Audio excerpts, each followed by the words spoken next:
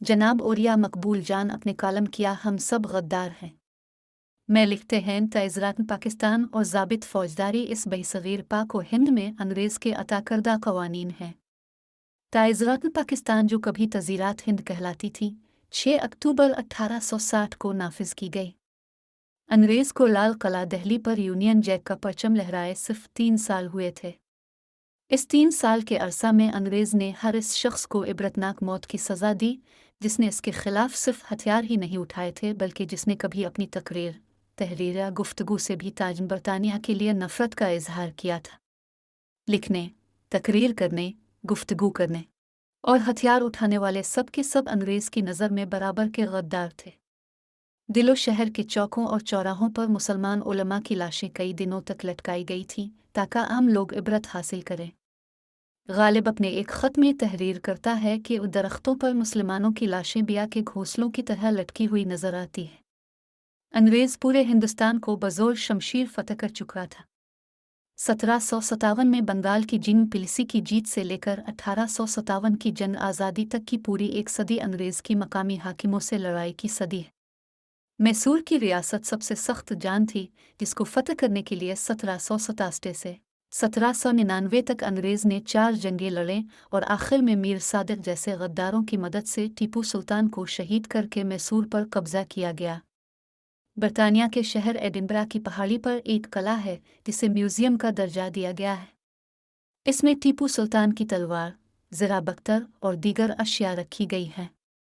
ये अशिया एडिनबरा के रहने वाले इस सिपाही को मिली थी जिसने टीपू सुल्तान को शहीद किया था। इन नवादरात पर एक इबारत दर्ज है, टीपू सुल्तान की मौत अंग्रेज़ के लिए इतना बड़ा वाक़या थी कि पूरे मुल्क में खुशी की वजह से छुट्टी कर दी गई थी। आखिरी मरका 1849 में गुजरात के कस्बे चेलानवाला में हुआ, जिसमें फ़तह के बाद पंजाब से सिखों की हुकूमत का खात्मा कर दिया गया। इस फतह के बाद दिलों में बैठा बहादुर शाह जफ़र अब एक महसूर शख्स था जो बराए नाम फ़र्म नरवाए हिंदुस्तान था। दिलों के शहर में जब मनादी करने वाला कोई सरकारी ऐलान सुनाता तो कहता मुल्क अल्लाह का, हुकूमत बादशाह की और हुक्म कंपनी बहादुर का। इन हालात में जब जज्बा जिहाद से सरशार चंद अफराद ने कंपनी बहादुर के खिलाफ बगावत का ऐलान किया तो पूरा हिंदुस्तान 2 हिस्सों में तकसीम हो गया। दिलों की जामे मस्जिद से जिहाद का फतवा जारी हुआ और लोग जनरल बख्त खान और दीगर मुजाहिदीन आज़ादी के साथ मिलकर अंग्रेज़ से लड़ने लगे, जबकि दूसरी जानिब अवाम की खामोश अक्सरियत थी।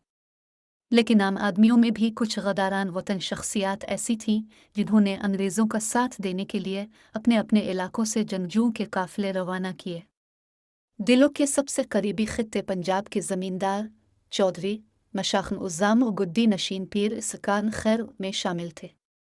हिंदुस्तान के हर खित्ते का एक मीर जफ़र और मीर सादिक था जिसने अपनी निगरानी में काफ़िले रवाना किए और उन्होंने मुसलमान बादशाह बहादुर शाह जफ़र की हुकूमत अलिफाल्टिनी और अंग्रेज़ का इक़्तिदार कायम करने में अंग्रेज़ फ़ौज को मदद दी। तारीख़ इन नामों से न सिर्फ आशना है बल्कि यहाँ तक दर्ज है कि कौन कितनी फ़ौज लेकर आया था। अंग्रेज़ ने अपने इक़्तिदार के लिए 1843 में खैबर पख्तूनख्वा के इलाके से नौजवान भर्ती करके फर्नियर फोर्स नाम की इन्फेंट्री रेजिमेंट बनाई जिसे 59 राइफल्स कहा जाता था। इस रेजिमेंट को पंजाब से बनाई जाने वाली गैर मुनज़्ज़म फोर्स पंजाब इरेगुलर फोर्स में 1856 में ज़म कर दिया गया और ये मशहूर फर्नियर फोर्स रेजिमेंट कहलाए। इस रेजिमेंट में पंजाब और खैबर पख्तूनख्वा के जवान शामिल थे। जिन आज़ादी में इस रेजिमेंट को यह एज़ाज़ हासिल हुआ कि जब लाल किला पर हमला किया गया तो इस वक्त किले में मौजूद मुसलमान सिपाहियों ने इसका बड़ा गेट बंद करना चाहा तो इस रेजिमेंट के एक नौजवान ने कमाल बहादुरी से इसे रोका जिसकी वजह से इसकी गर्दन दरवाजे के बीच आ गई और इतनी देर में अंग्रेज़ फ़ौज पहुंच गई और किले के खिले दरवाजे से अंदर दाखिल हो गए। इस गद्दान वतन की याद में मुद्दतों फर्नियर फोर्स रेजिमेंट के अफसरान अपने तकरीबाती मलबूस के कॉलर पर नीली पट्टी पहनते रहे, क्योंकि इस गद्दार की गर्दन किले के दरवाजे में आने की वजह से नीली हो गई थी। 1857 के बाद के 3 साल अंग्रेज़ ने अपनी इसी फ़ौज के ज़रिए हिंदुस्तान में जबरन अमन कायम किया और अवाम पर अपनी हुकूमती रट मसलूत की। फिर सबसे पहले मजमुआ ताइज़रान हिंद नाफिज हुआ और ठीक 6 माह बाद 1861 में पुलिस एक्ट आ गया और यूताजन बरतानिया के मातहत हिंदुस्तान एक पुलिस स्टेट में बदल दिया गया। पुलिस एक्ट में एक ओहदा डिस्ट्रिक्ट मजिस्ट्रेट यानी डिप्टी कमिश्नर का था, जो हर जिला में एक मनी वायसराय होता था। 20 साल इस बेसगीर को इसी तरह चलाया गया और हर तरफ से अलिफाटेनी वाली मकामी बगावतों को शिद्दत से कुचला गया।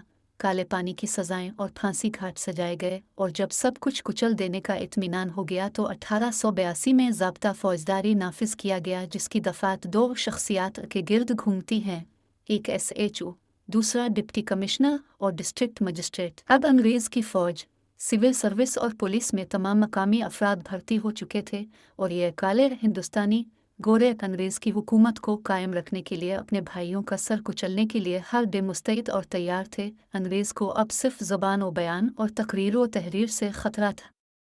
ज़रूरी हो गया था कि अब हर इस शख्स को गद्दार साबित किया जाए जो अंग्रेज़ के ख़िलाफ़ लिखता और बोलता है।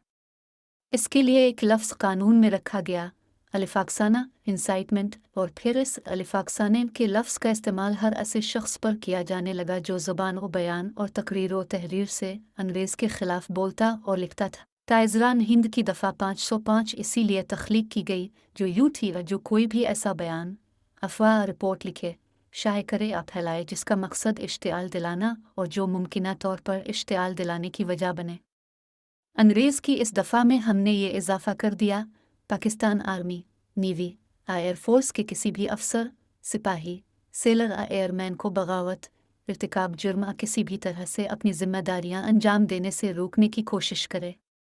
यानी अगर कोई भी फ़र्द अपने घर में बैठे चंद दोस्तों के दरमियान भी कोई ऐसा जुमला बोलता है या आज के दौर में अपने ग्रुप के अफराद के साथ व्हाट्सएप पर शेयर करता है, अपने फॉलोअर्स को ट्विटर या फेसबुक पर बताता है, तो वो दरअसल गद्दारी का इर्तिकाब कर रहा होता है। ऐन मुमकिन है कि इसकी ये बात किसी एक भी सिक्योरिटी इदारे के फ़र्द ने सुनी ही ना हो, मगर इसके बावजूद भी इस पर बगावत का जुर्म और अलिफाक्साने का फ़ेल साबित हो जाता है, और इसके लिए मज़ीद किसी गवाही की ज़रूरत नहीं। यह कानून अंग्रेज़ की ज़रूरत थी, क्योंकि उसे मालूम था कि वो बाहर से आया है और करोड़ों लोग इससे नफ़रत करते हैं, इसे बदिशी समझते हैं, इसलिए करोड़ों हिंदुस्तानी अंग्रेज़ की नज़रों में गद्दार थे। लेकिन क्या 22 करोड़ अवाम भी पाकिस्तान की हुकूमत और उसके इदारों से वैसी ही नफ़रत करते हैं जैसी इस दौर के अवाम अंग्रेज़ की फ़ौज से करते थे? अगर ये बात दुरुस्त है तो फिर तो कानून सही है और हम सब गद्दार हैं। लेकिन गद्दारी की सनद और बगावत का ऐसा इल्ज़ाम हमेशा अवामी गुस्से में इजाफ़ा करता है, और ऐसा मुसलसल इल्ज़ाम ऐसे कवानीन नाफिज करने वालों की बिसात अलिफाल्ट देता है।